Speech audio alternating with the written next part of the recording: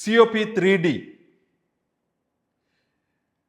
നമ്മുടെ ആശുപത്രി NABH certified or അക്രഡിറ്റേറ്റഡ് ആകണമെങ്കിൽ നമ്മളുടെ ആംബുലൻസ് ഉപയോഗിക്കുന്ന ഡ്രൈവർ ഒരു ലൈസൻസ് ഉള്ള ആളാകണം.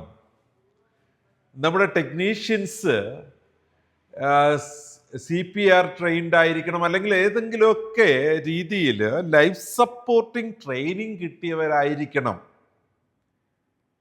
BLS ആംബുലൻസിൽ ഉള്ള ട്രെയിനിങ് അല്ല ALS ആംബുലൻസിൽ കൊടുക്കുന്നത്. അപ്പോൾ ഈ രണ്ട് കാറ്റഗറി ഓഫ് ആംബുലൻസ് നമ്മളിവിടെ ഉപയോഗിക്കുമ്പോൾ അത്തരത്തിൽ ട്രെയിൻഡായ നേഴ്സോ ഡ്രൈവറോ ടെക്നിക്കൽ പേഴ്സണോ ഒക്കെ തന്നെ ആയിരിക്കണം ആംബുലൻസിൻ്റെ ഒപ്പം ഉണ്ടാവേണ്ടത്. ഡോക്ടർ കൂടെ പോകേണ്ട സാഹചര്യത്തിൽ ആംബുലൻസിൽ ഡോക്ടർ പോകാനുള്ള സംവിധാനം ഉണ്ടാവണം. Depends on the situation or scope of the ambulance.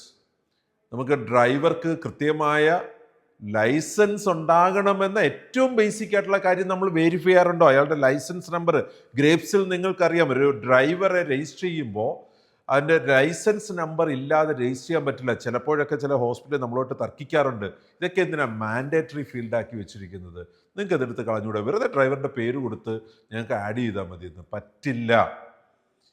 അത് നമ്മുടെ ഹോസ്പിറ്റലിൻ്റെ സ്റ്റാൻഡേർഡിനെ ബാധിക്കും. ആർക്കെങ്കിലും ഓടിക്കാൻ പറ്റുന്ന ഒരു ആംബുലൻസ്, അല്ലെങ്കിൽ ആരെങ്കിലും ഓടിക്കുന്ന ഒരു ആംബുലൻസിൽ നമ്മുടെ പേഷ്യൻറ്റിനെ കയറ്റി വിടില്ല. ക്ലിയർ?